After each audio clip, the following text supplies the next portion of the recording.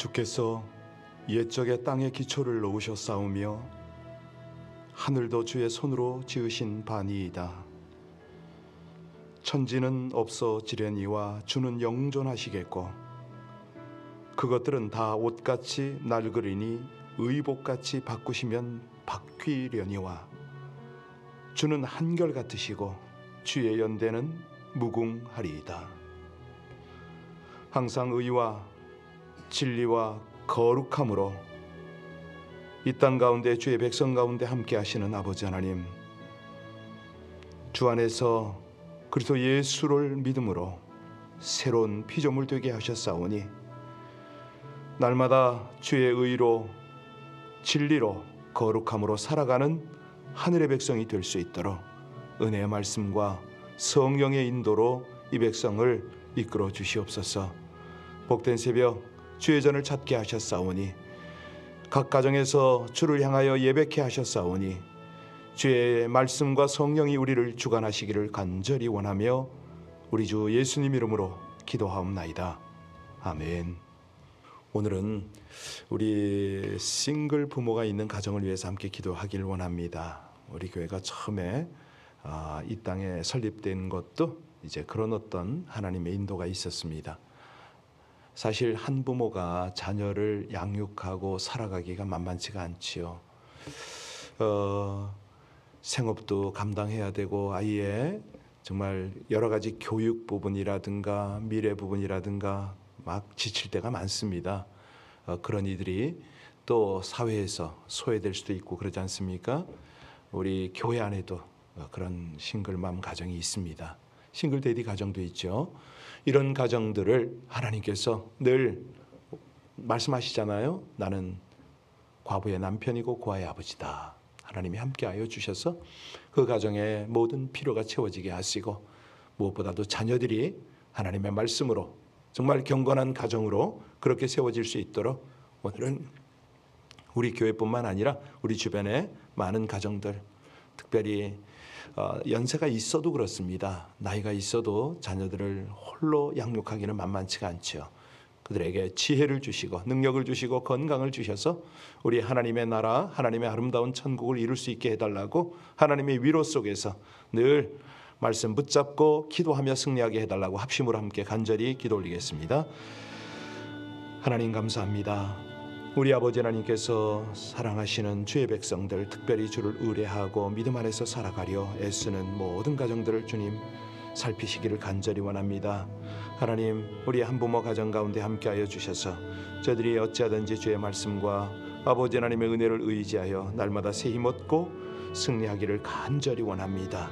각 가정 가운데 있는 우리 한부모들이 날마다 말씀 붙잡고 기도하며 힘을 얻게 하여 주옵시고 우리 아버지 하나님이 주시는 믿음 안에서 승리하게 하시기를 간절히 원할 때 자녀들이 한결같이 주의 말씀에 사로잡힌 귀한 아들 딸들 되어지게 하여 주옵소서. 아버지가 우리 하나님이 아버지가 되어 주시며 하나님께서 저들의 남편이 되어 주시고 그 모든 공급이 되어 주심을 저들이 믿고 항상 믿음 안에서 새 힘을 얻게 하시기를 간절히 원합니다.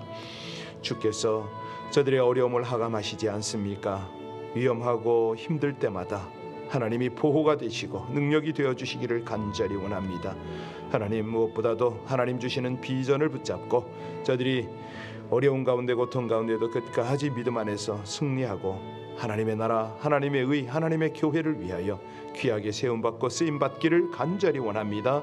특별히 아버지 하나님, 우리 교회 가운데 있는 모든 싱글 부모, 싱글 데디, 싱글 맘들을 축복하여 주셔서 저들이 늘 우리 하나님께서 주시는 힘으로, 지혜로, 능력으로 우리 아버지 하나님 앞에 온전히 살아드리게 하여 주옵소서. 이 시대에 아버지 하나님이 살피시고 하나님이 세우신 가정들이 온전히 하나님의 영광을 드러내기를 간절히 원하며 우리 주 예수님 이름으로 감사하며 기도하옵나이다. 아멘. 욥기서 14장입니다. 1절로 12절의 말씀을 함께 합독하십니다. 욥기서 14장 1절로 12절까지의 말씀을 합독으로 봉독합니다. 여인에게서 태어난 사람은 생애가 짧고 걱정이 가득하며 그는 풀과 같이 자라나서 시들며 그림자같이 지나가며 머물지 아니하거늘 이와 같은 자를 주께서 눈여겨 보시나이까? 나를 주 앞으로 이끌어서 재판하시나이까? 누가 깨끗한 것을 더러운 것 가운데서 낼 수 있으리이까? 하나도 없나이다. 그의 날을 정하셨고 그의 달수도 주께 있으므로 그의 규례를 정하여 넘어가지 못하게 하셨사온즉 그에게서 눈을 돌이켜 그가 품꾼같이 그의 날을 마칠 때까지 그를 홀로 있게 하옵소서.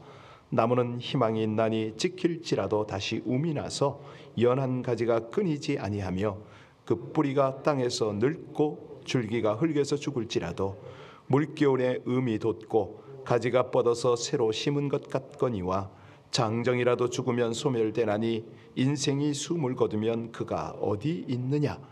물이 바다에서 줄어들고 강물이 잦아서 마름같이 사람이 누우면 다시 일어나지 못하고 하늘이 없어지기까지 눈을 뜨지 못하며 잠을 깨지 못하느니라. 아멘. 지금 이 영상을 보고 계시고 함께 예배하는 여러분, 제가 질문을 하겠습니다. 여러분 왜 사시죠? 예, 어디까지 가실 겁니까? 예, 의미가 뭡니까? 그렇습니다. 이 사람들이요, 알 것 같은데, 분명한 것 같은데 대답이 안 될 때가 있습니다. 우리 인간은 원래 주제 파악을 잘 못하죠. 자기가 누구인지, 어떤 존재인지 잘 모르고 살아갑니다. 그저 자기 잘난 맛, 자기 생각, 자기 어떤 느낌대로 살아가고 있습니다. 그래서 이 철학자들이 그런 말을 많이 합니다. 너 자신을 그렇습니다. 근데 그 말을 실천하기조차 어려운 존재들이 우리 아닙니까? 제가 성경 공부를 할 때 느닷없이 물어봅니다. 그러면 주춤하세요. 대답을 못하세요. 평소에 이런 깊은 어떤 자기 내면 성찰이라든가 삶의 어떤 고민이라든가 이런 걸 하지 않으니까 그렇죠. 우리가 언제 우리 존재를 제대로 아느냐? 언제일까요? 예, 하나님 앞에 설 때입니다. 그때 알게 됩니다. 주님 앞에 서서 비로소 내가 어떤 존재인지를 깨닫게 되는 것이죠. 물론 천국에 가서 주님 앞에 서는 것도 있고 이 땅에 사는 삶도 그렇습니다. 하나님 앞에 바로 자세를 갖출 때에 그때 비로소 나를 들여다볼 수 있는 작은 거울을 발견하게 되는 거죠. 아, 내 머릿속에 이럴 것이다 착각하고 있던 것들, 자신의 적나라한 모습들, 이런 것들을 비로소 보게 되는 겁니다. 결국은 인간은 스스로가 참모습을 결코 알 수 없는 존재들입니다. 그래서 불교고 힌두고 모든 종교가 그렇게 고뇌를 하고 있지 않습니까? 성철 스님 같은 경우에는 그렇게 도를 닦아도 결국은 나는 수미산 자락으로 저 지옥으로 떨어지는구나, 그 고백을 마지막으로 했어요. 이게 인간입니다. 자, 성경을 보면 하나님께서 우리를 깨닫게 인도하시는 과정도 두 단계가 있습니다. 먼저 뭐냐면 우리의 부정적인 모습을 처절하게 발견하게 하십니다. 우리가 얼마나 흉악한 죄인인가, 그리고 우리가 얼마나 비참한 존재인가, 이걸 깨닫게 하세요. 그 다음에 하나님 안에서 우리의 긍정적 모습을 발견하게 하십니다. 어떻게 해요? 예수 그리스도 안에서 변화되는 우리가 그분을 믿음으로 하나님의 자녀가 되고 하나님의 거룩한 백성이 되는 이 사실을 발견하게 하는 것이죠. 오늘 본문에 보면 욥이요, 예수님을 만난 적도 없는데 이런 인간의 자기 발견의 모습을 지금 보이고 있습니다. 왜? 바닥까지 떨어져 봤거든요. 내려갈 만큼 내려갔어요. 더 이상 내려갈 곳이 없어요. 그러니까 하나님 앞에서 자신의 참된 모습을 여기서 통찰을 하는 겁니다. 먼저 부정적인 자기 발견이고 이어서 긍정적 자기 발견의 모습이 여기 나오죠. 본문이요, 욥의 탄식을 그대로 나타내는데 사실 욥이 당한 고난은 졸지에 당한 거 아닙니까? 그런데 우리가 상상할 수 있는 그런 어떤 모든 예측을 뛰어넘는 그런 고난입니다. 더군다나 지금 위로를 받을까 기대했던 친구가 왔는데 더 극심한 정신적 고통으로 몰아넣네요. 그러니 욥의 입장에서 생각해 보세요. 이게 웬 난리입니까? 아니 친구들까지 와서 이제는 육체적이고 어떤 환경적인 고난을 뛰어넘는 겁니다. 정신적, 이제 영적인 영역까지 끌고 들어갑니다. 오늘 본문은 이 소발의 공격에 대한 욥의 반박 내용 중에 일부기도 하지만 탄식조로 기도하는 내용 아닙니까? 자, 여기 욥이 하나님 앞에서 깨달은 인간의 참모습이 지금 소개되고 있는데요. 먼저 절망적 모습을 덧없는 인생이라는 거죠. 1절부터 4절까지를 쭉 보면 이제 그 모습이 나오는데, 자, 우리 1절부터 4절까지를 다시 한번 볼까요? 같이 읽습니다. 여인에게서 태어난 사람은 생애가 짧고 걱정이 가득하며 그는 꽃과 같이 자라나서 시들며 그림자같이 지나가며 머물지 아니하거늘 이와 같은 자를 주께서 눈여겨보시나이까? 나를 주 앞으로 이끌어서 재판하시나이까? 누가 깨끗한 것을 더러운 것 가운데서 낼 수 있으리까? 하나도 없나이다. 여기 보니까 아주 절망적 모습을 지금 소개하잖아요. 뭐냐면 사는 날이 짧다는 겁니다. 1절에 다시 보세요. 1절에 가보면 사는 날이 적다. 그렇죠? 여기서 적다는 말은 케차르라는 말입니다. 원어가 그런데요. 뭐 거둬들이다, 추수하다 뭐 이런 뜻이 되겠습니다. 그러니까 인생이라는 것이 농부가 그냥 파종하고 이 낫을 들어 거둬들이는 어떤 곡식처럼 짧고 빠르게 지나간다 이런 뜻입니다. 그래서 시편 기자가 그러잖아요. 인생은 그 날이 풀과 같으며 라고 말합니다. 봄에 싹이 나고 여름에 잠시 꽃을 피워서 씨를 맺고 가을에 져버리는 이 풀과 같은 덧없는 인생이다. 많은 분들이 그러시죠. 지금 이 새벽 예배에 함께 하시는 분들은 대부분 연세가 있는 분들이잖아요. 그런데 지금 이 연세까지 실감이 나세요? 어느새 내가 60이 되고 70이 되고 80이 이거 웬일입니까? 왜 이렇게 빠르냐? 우리 인생이 이렇게 짧은데 더 안타까운 것은 뭐냐면 이 사실을 너무나도 뒤늦게 깨닫는다는 거예요. 이제 뒤늦게 깨달아서 좀 제대로 사람답게 품위 있게 교양 있게 아니 영적인 하나님의 사람답게 좀 살아보려고 하는데 이미 때가 그렇습니다. 그러니까 더 절망이 된다는 거예요. 아니 진작 좀 깨달았으면 얼마나 좋아요. 그래서 전도서에 그런 말씀이 있잖아요. 지혜자의 마음은 초상집에 있으되 우매자의 마음은 어디 있다고요? 연락하는 집에 있다. 그러니까 어리석으니까 계속 말초신경을 자극하는 즐거움만 찾아다닙니다. 그냥 드라마나 그냥 뭐 어떤 뭐 세상 영화 이런 데 빠져가지고 하나님의 말씀에 빠지고 지혜 정말 날마다 가까이 가서 어떻게 하면 내가 참 의미 있는 인생을 살까 일이 나가지는 않고 순간순간 어떻게 내가 이 시간을 지나나 이러고 산다는 말이죠. 어리석은 사람은 그 마음이 늘 잔치집에 있다. 인생이 이렇게 즐기기만 하는 그런 인생으로 착각을 한다는 거예요.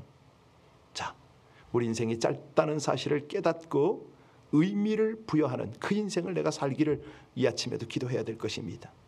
두 번째 인생은요. 괴로움으로 가득 찼다고 그러잖아요. 1절 다시 보세요. 뭐라고 그랬습니까? 걱정이 가득하다. 이건 원래 원문으로는요. 로게즈입니다. 떨다, 두렵다 뭐 이런 뜻이 되겠는데요. 인생의 괴로움의 실체는 뭐냐면 왜 괴롭습니까? 우리 내면이 있다는 거죠. 내면에 내적인 마음의 고통이 있기 때문에 이게 걱정입니다. 이게 괴로운 겁니다. 그러니까 이 걱정거리를 걱정하는 거예요. 그걸 자꾸 묵상을 하니까 아니 그럴 때 하나님의 말씀을 암송을 하고 하나님의 말씀을 붙잡고 하나님의 뜻을 여쭤보고 이렇게 가야 되는데 괜히 로게즈하는 거예요. 괜히 그냥 거기에 사로잡히는 거예요. 여러분 우리가 알듯이 솔로몬은 누릴 수 있는 최고의 부귀영화 다 누려본 사람이잖아요. 왕으로 최고의 권력도 잡아보고 지혜도 최고였습니다. 그런데 그런 사람이 자기 인생을 돌아보니까 뭐뿐이다? 괴로움뿐이다. 헛되더라. 딱 그 고백을 하잖아요. 그러니까 인생은 환경이 좋든 나쁘든 가진 게 많든 적든 내적으로 느끼는 괴로움은 다 거기서 거기다. 부자는 부자로서 괴로움이 있고 또 거지는 거지대로 괴로움이 있잖아요. 출세한 사람은요, 권력 잡은 대로, 실패한 사람은요, 다 각각의 괴로움이 있다는 거죠. 그런데 이렇게 인생이 괴로운데 더 안타까운 건 뭐냐면 나만 괴롭다고 생각하는 거예요. 나만 왜 이렇게 힘들어? 남들과 비교하면서 자신의 괴로움의 무게를 더 크게 느끼고 있다는 겁니다. 그래서요, 우리 하나님이 우리에게 자꾸 말씀하시는 건 뭐냐면 소망을 이 땅에 두지 말아라. 우리 지금 오늘 두 곡이나 천국의 소망에 관한 찬양을 했거든요. 말로는 잠시 세상에 내가 근데 이제 실제로는 그냥 얼마나 걱정과 괴로움 속에 묻혀 사는지 모릅니다. 천국의 소망 들고 살면 되는데. 그래서 오늘 7절부터 12절까지 내용을 보면 여기 나무, 호수, 강 이런 비유를 하면서 그거보다 못한 인생이다 이렇게 말합니다. 어쩌자고 인생을 나무, 호수, 강과 비교를 합니까? 이 나무는요, 재생 능력이 뛰어나기 때문에 가지가 끊어지면 어떻게 됩니까? 새 가지가 나잖아요. 또 자라요, 위로. 줄기가 시들거나 잘려도 다음에 봄에 보면 새순이 돋아나서 줄기로 자랍니다. 그런데 사람은 어떻게 되죠? 한 번 죽으면 그것이 끝입니다. 나무보다 못한 거죠. 11절 12절에 보면요, 욥이 호수와 강에 물이 마르는 것을 비교를 하네요. 같이 한번 11절 12절 볼까요? 물이 바다에서 줄어들고 강물이 잦아서 마름같이 사람이 누우면 다시 일어나지 못하고 하늘이 없어지기까지 눈을 뜨지 못하며 잠을 깨지 못하느니라. 그러니까 이게 무슨 말이죠? 호수와 강의 마름을 사람의 죽음과 비유를 했습니다. 한번 생각해 보세요. 당시나 지금이나 피는 생명입니다. 근데 피가 마르면 죽음이잖아요. 호수나 강은 시간이 지나면 다시 채워질 수가 있어요. 이번에 비 오잖아요. 그리고 또 흐를 수도 있어요. 그런데 사람은 한번 생명을 잃으면 다시는 얻을 수가 없다는 거예요. 호수나 강보다 훨씬 못하다. 이런 묵상을 한 거죠. 하나님은 사람을 가장 영광스러운 존재로 지으셨다지만 정작 나무보다 못하고 호수나 강보다 못한 것이 인생이다. 그러니까 이렇게 그냥 처절함을 노래하는 겁니다. 실제 인생은 이렇게 허망하다 이 뜻 아닙니까? 자, 그런데 5절 6절 가보세요. 여기 가보면 내용이 좀 다릅니다. 5절 6절을 보면 인간의 절망적 모습을 넘어서 희망의 모습을 노래합니다. 같이 읽겠습니다. 그의 날을 정하셨고 그의 달수도 주께 있으므로 그의 규례를 정하여 넘어가지 못하게 하셨사온즉 그에게서 눈을 돌이켜 그가 품꾼같이 그의 날을 마칠 때까지 그를 그렇습니다. 이 절망적 모습 속에서도요, 주님과 함께 하면 그 안에 희망이 있다. 의미를 부여하는 겁니다. 그러니까 우리가 하나님을 의뢰하면 경외하면 맡기고 살 수 있다는 거 아닙니까? 5절 다시 보세요. 그날을 정하셨고 그 달수도 주께 있으므로 그 제한을 정하여 넘어가지 못하게 하셨사온즉 한마디로 인생은 전적으로 어디에 있다? 누구 손에? 그렇습니다. 자기 한계를 인정하면 거기서 마무리하면 안 됩니다. 내 한계는 곧 하나님의 가능이다. 이제 이렇게 연결하는 거죠. 이게 신앙 아닙니까? 내일 보실 14절에도 보면 나는 나의 싸우는 모든 날 동안을 참고 놓이기를 기다렸겠나이다. 이런 고백을 해요. 그러니까 자기 인생을 주님께 맡기고 인도하심을 기다린다 이 말이거든요. 그래서 우리 예수님이 그러시잖아요. 수고하고 무거운 짐진 자들아 다 내가 너희를 그러니까 우리 인생의 무거운 짐을 너무 잘 아신다 이 말씀이거든요. 그 인생의 짐을 맡겨라 초청을 하시는 말씀입니다. 그러니까 이 말씀이 우리에게 얼마나 큰 위로가 됩니까? 주님께서 우리 짐을 맡아주신다. 인생의 짐이 무겁고 고통스러울지라도 우리는 맡기면 살 길이 그렇습니다. 할렐루야예요. 이게 희망입니다. 그러니까 무거운 짐을 지고 간다는 절망스러운 상황 속에서도 그 짐을 맡길 분이 있다. 이게 얼마나 큰 희망입니까? 예. 그 다음에 더 중요한 거는 6절에 보면요, 우리가 기도할 수가 있잖아요. 맡길 뿐만 아니라 이 맡기는 그 내용이 기도다. 6절 다시 한번 읽겠습니다. 그에게서 눈을 돌이켜 그가 품꾼같이 그의 날을 마칠 때까지. 그렇습니다. 품꾼이요, 예, 고된 하루 일과를 마치고 나서 편히 쉬는 것처럼 지금 자기가 겪고 있는 이 큰 고난이 어서 자기를 지나서 편히 쉽게 해달라는 그런 기도 아닙니까? 감당기 힘든 고난 중에서도 기도하고 있는 겁니다. 이미 기도를 시작했다는 것은요, 시작이 반이라는 말처럼 이미 절반은 고난에서 벗어나고 있는 것입니다. 그거거든요. 예, 기도해보면 아세요. 기도를 안 할 때와 기도할 때가 다릅니다. 고난의 무게가 다르고요, 예, 출구가 달라요. 시편 62편에 보면 다윗이 그러잖아요. 나의 영혼이 잠잠히 하나님만 바라미요 나의 구원이 그에게서 나는도다.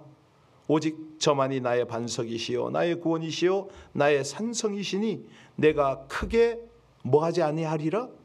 요동치 아니하리라. 그러니까 고난 속에서도 이 차원이 다른 거죠. 기도하고 맡기는 사람은 하나님 안에서의 그 자세가, 삶의 의미가 다른 겁니다. 기도 자체가 우리에게 힘을 주는 거거든요. 물론 후에 응답을 통해서 문제를 해결받는 놀라운 능력도 경험하게 되지만 기도하는 그 순간 벌써 하나님께서 마음을 사로잡아 주시는 겁니다. 굳세게 하는 거예요. 그래서 요동치 않게 한다는 말 아닙니까? 네. 시편 50편 15절에 이런 노래가 있습니다. 환난 날에 나를 부르라.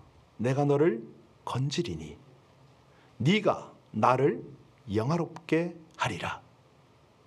이거예요. 그러니까 하나님께 의탁을 하고, 의탁을 하는데 기도를 하게 되면 우리 하나님이 기도 안에서 우리를 견고하게, 굳세게 할 뿐만 아니라 이제 하나님의 뜻, 하나님의 나라, 하나님의 영광이 서서히 드러나기 시작하는 거죠. 기도를 어떻게 할지도 알게 하시고, 기도의 깊은 고백을 통해서 우리 하나님께서 내면의 상처를 만져주시고, 동시에 하나님이 외부적인 것들을 해결하시고 계시다는 거죠.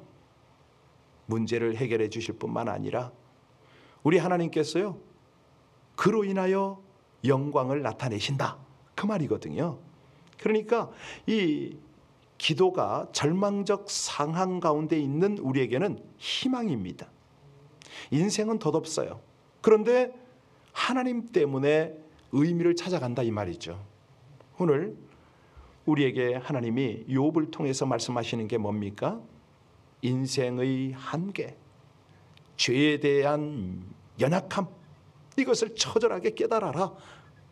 바닥까지 내려가지 말고 그 전에 깨달아라, 이거 아닙니까? 더군다나 우리는 지금 신약시대를 살아갑니다. 길 대신 예수 그리스도를 알게 되었잖아요. 그분을 만났잖아요. 믿잖아요. 말로만 길이요 진리요 생명이라고 말하면 안 되고, 제 인생의 의미는, 제 인생의 길은 예수 그리스도께 있습니다. 제 인생의 참 진리는 그리스도로 말미암습니다. 왜냐하면 저의 생명이니까. 이렇게 의미를 부여해야 된다는 거죠. 누가 왜 삽니까? 앞으로 목적이 뭐예요? 딱 물으면 이 대답이 딱 나와야죠. 그냥 이게 머뭇거리거나 또 헷갈리고 이럴 여유가 없습니다. 그냥 바로 내 속에 녹아서 그게 바로 나와야죠. 예수 그리스도께서는 우리가 사망의 올무에 걸려서 절망에 빠져 살아갈 때에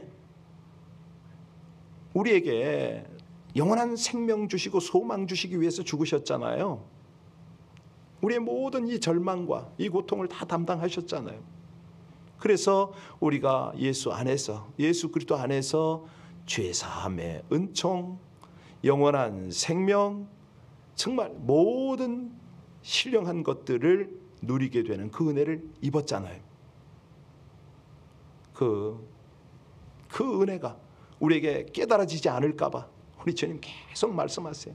내가 곧 길이요 진리요 생명이니 나로 말미암지 않고는 하나님께 나아갈 수가 없다. 그러니까 고통이 오고 어려움이 오면, 삶의 회의가 밀려오면 바로 예수를 주목하려는 거죠. 십자가를 붙들으려는 거죠. 아니, 그것만으로 끝나는 게 아닙니다. 복을 누려야 되는데 그 복을 누리도록 성령을 우리에게 허락하셨잖아요. 성령이 동행해 주시잖아요. 하나님의 자녀가 된 권세도 누리고, 더군다나 우리뿐만 아니라 우리 주변에 있는 절망에 빠진 인생들에게 이 복음을 나누도록, 함께 공유하도록 그렇게 은혜를 주시잖아요. 그러니까 이 새벽이 우리에게는 은혜인 것입니다.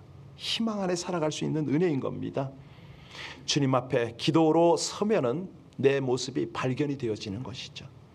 정말 나의 절망적 모습도 보게 되고, 그 짧고도 괴로움으로 가득한 인생이 뭔가를 처절하게 깨닫게 되고, 그리고 나서 그 절망의 인간을 하나님의 자녀 삼아 주시고, 네 모든 무거운 짐을 내가 다 맡아주마, 이렇게 우리를 격려하고 위로하고 세워주시는 하나님을 온전히 붙들게 된다는 것입니다.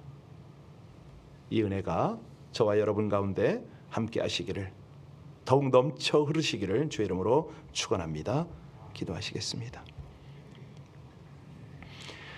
안개같이 사라질 연약한 인생들이 영원하고 완전하신 생명의 주인 되신 하나님을 의지하는 믿음의 삶을 살게 하심을 감사드립니다. 인생의 여정이 한시적이고 허망한 죽음으로 끝나기 전 삶의 의미를 깨닫고 새롭고 영원한 천국과 가치를 위해 쓰임받는 삶을 살게 하여 주시옵소서.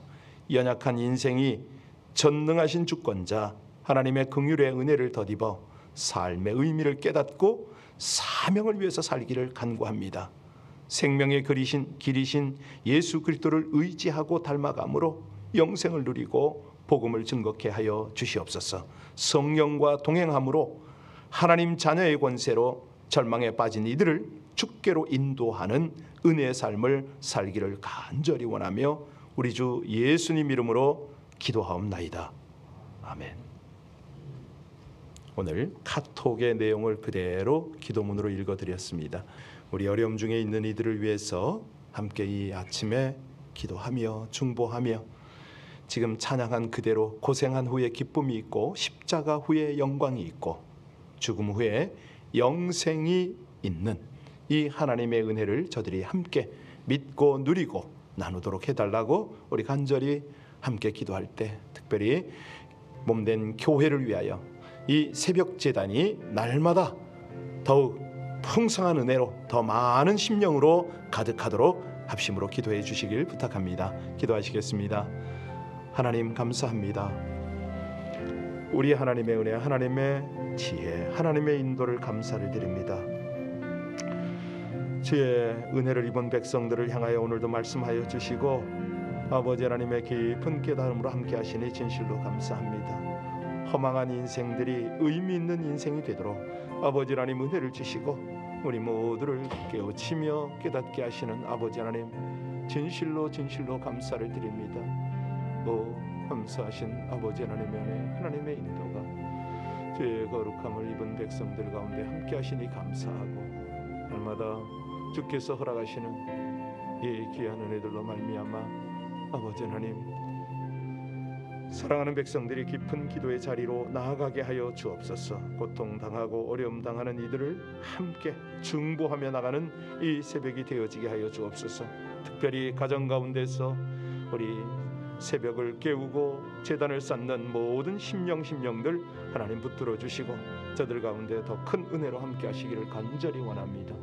도우시고 인도하시는 아버지 하나님 충만하게 하여 주옵시기를 간절히 기도합니다. 주님의 도우심과 아버지 하나님의 기름 부으심에 하나님의 놀라운 은혜 역사가 사랑하는 저희 백성들 가운데 함께하여 주시기를 간절히 원합니다. 할렐루야. 하여 주시옵소서. 감사합니다.